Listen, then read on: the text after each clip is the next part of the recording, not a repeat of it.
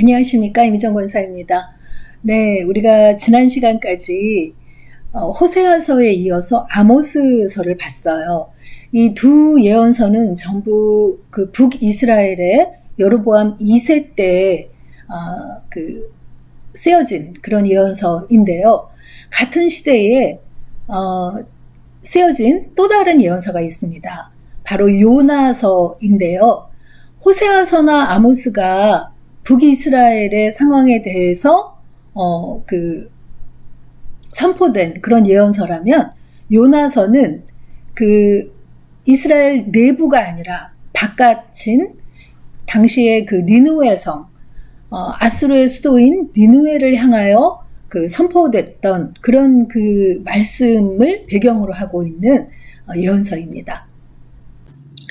예, 오늘은 요나서의 전체적인 개론에 대해서 알아볼 텐데요.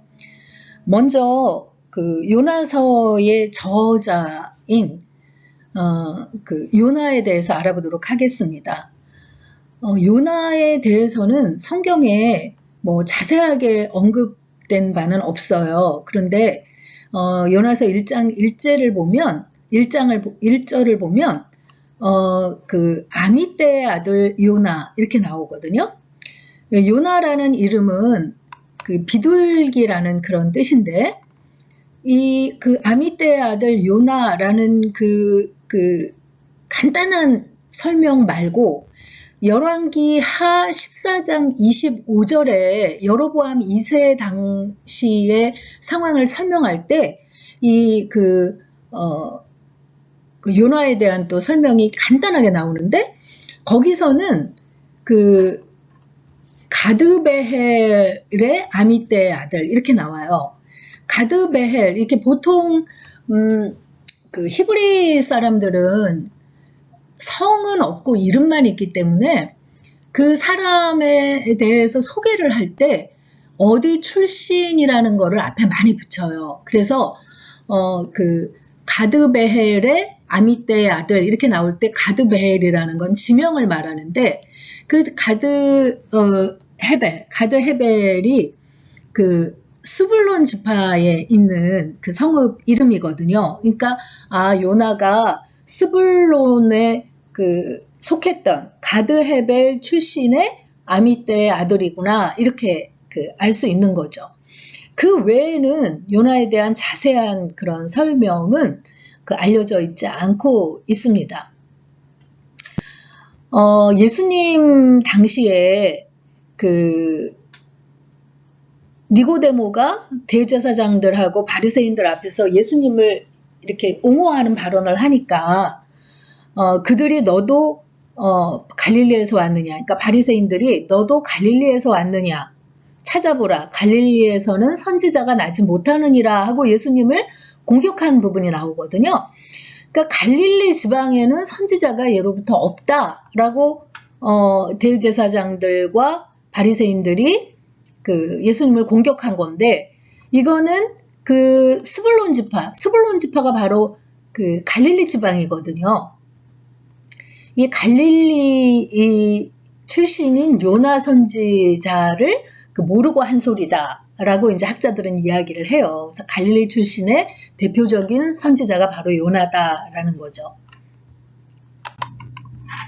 이 요나사가 기록된 기록 연대를 보면 북이스라엘의 여로보암 2세 때예요. 아까도 말씀드렸듯이 여로보암 2세 때 호세아서하고 아모스서하고 요나서 세 개의 예언서가 쓰여졌는데, 호세아서와 아모스는 이해실 사모님이 어성경이 읽어진에서 이 호세아와 아모스는 국내용이고 요나서는 국외 해외용이다, 이렇게 재미나게 이렇게 표현을 했어요. 그것처럼 요나서는 이스라엘 안에 대고 선포한 이야기가 아니라 당시에 북이스라엘을 멸망하게 했던 아수르를 향해서 선포된 그런 이야기라는 거죠. 성경에는 세계사에 나오는 제국들의 이야기가 그대로 같이 기록이 되어 나오는데 조병호 박사님의 그 성경에 나오는 5대 제국이라는 그것을 보면 거기에 최초의 제국으로 아수르가 언급되고 있는 것을 볼 수 있습니다.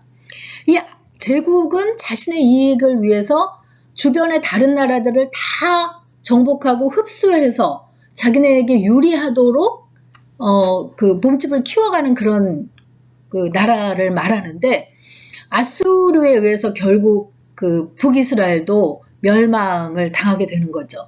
그러니까 그 요나 선지자 입장에서는 늘 자신의 나라를 괴롭히는 아수르에 대해서 좋은 감정이 없는데 하나님께서 이 아수르를 회개시키게끔 니느웨에 가서 내 말을 선포해라 하니까 요나가 이제 뒤틀렸던 거죠.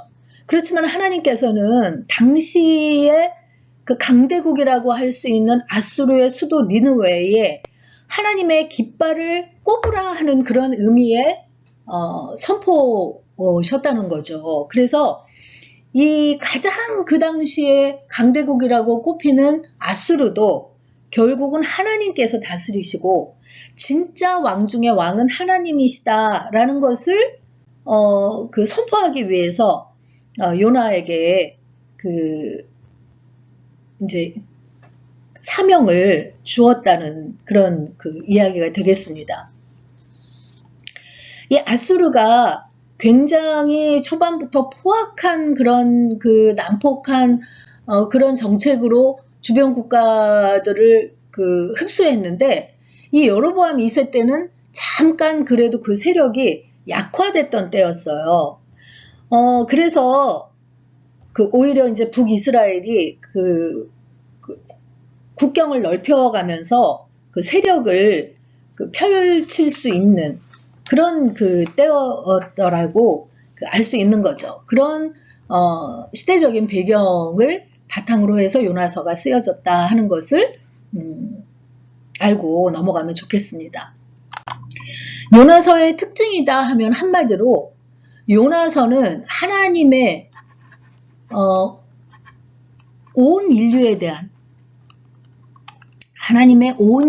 대한 사랑과 자비를 가장 명확하게 보여준 책이다라고 할 수 있겠습니다.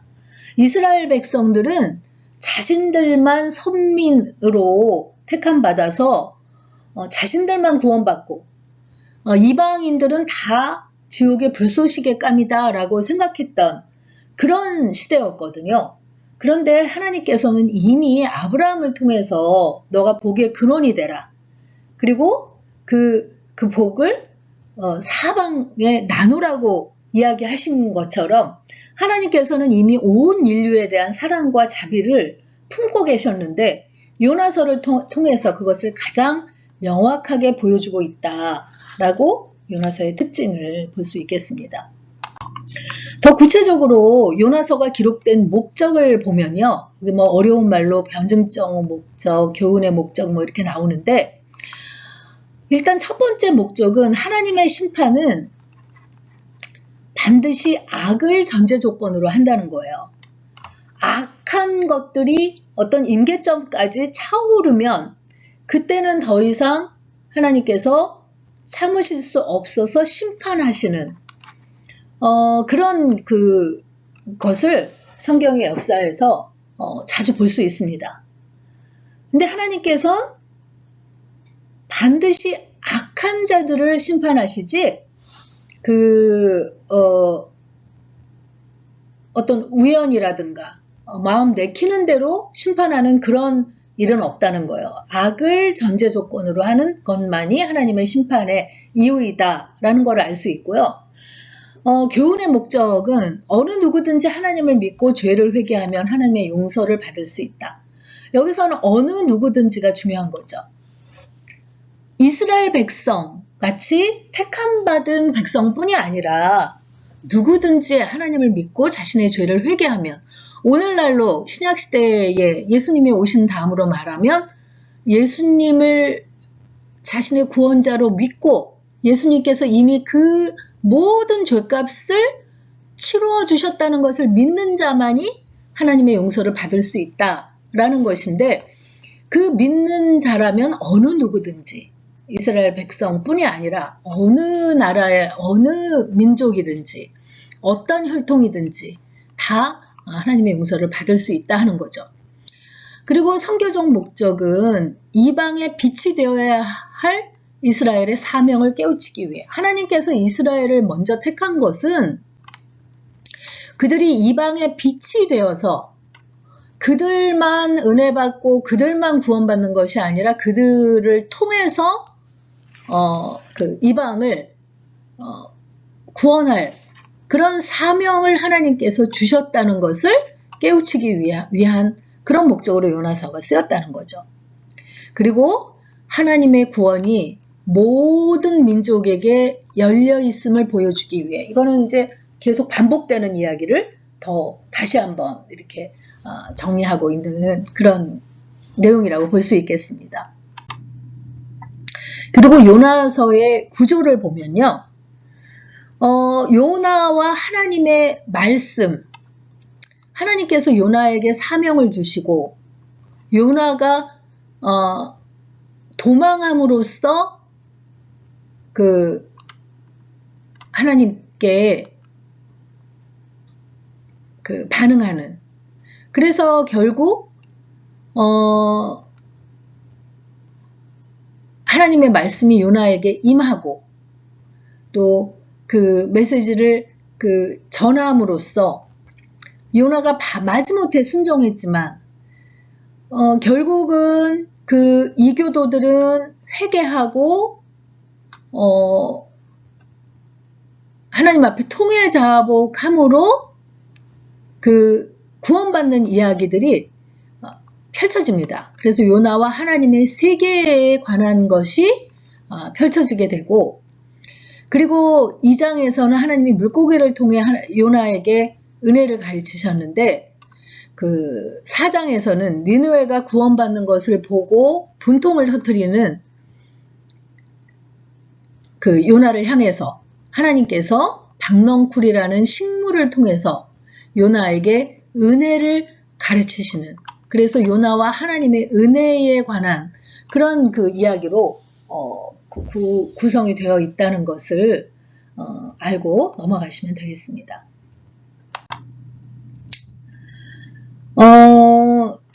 요나서의 교훈을 한번 알아보면요,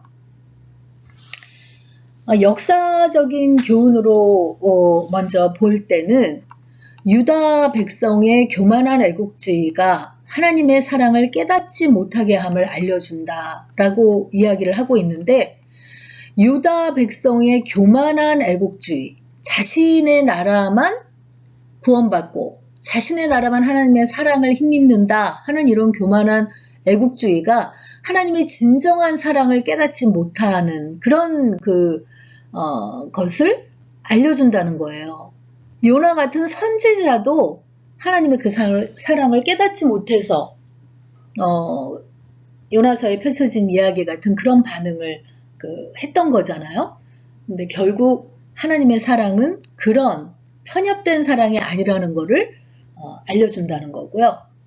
교리적 교훈은 하나님의 구원의 보편성, 누구나 하나님의 사랑을 힘입고자 원하는 자에게는 그 구원이 주어지는 구원의 보편성과, 또 구원은 오직 여호와께로 말미암음을 그런 보여주는 것이다라는 거예요.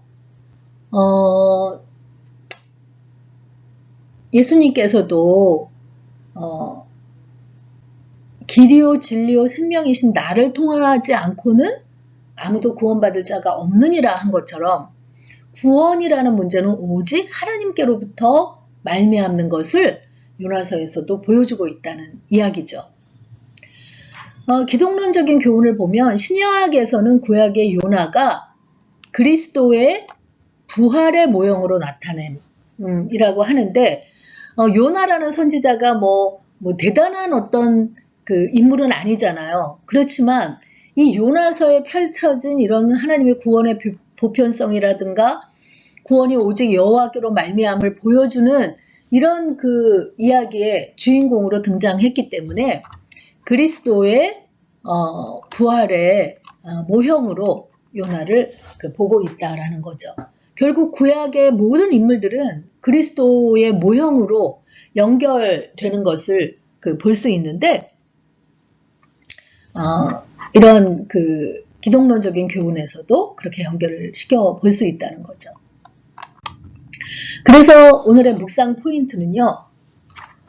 왕 중의 왕 대신 하나님을 경배합니다 하는 것입니다. 당시 아수르가 요즘으로 말하면 뭐 미국에 견줄 수 있을까요? 그 온 세계에 그 아주 그 힘을 발휘했던 그런 나라인데 그 아수르의 수도인 니느웨에 하나님의 깃발을 꼽음으로써 그 니느웨 백성들이 하나님의 그 말씀에 따라서 회개함으로 그들이 심판을 면하고 구원받는 것을 보여주므로 참된 왕 중의 왕을 하나님이심을 보여주었는데 오늘날도 우리 삶 속에 하나님 대신 왕으로 삼는 많은 것들 그런 것들을 한번 묵상해 보면서 참된 왕 중의 왕 대신 하나님을 경배하는 그런 시간을 한번 가져보셨으면 좋겠습니다. 네, 오늘 요나서 개론 여기서 마치고요. 다음 시간에 요나서 1장 이어가도록 하겠습니다.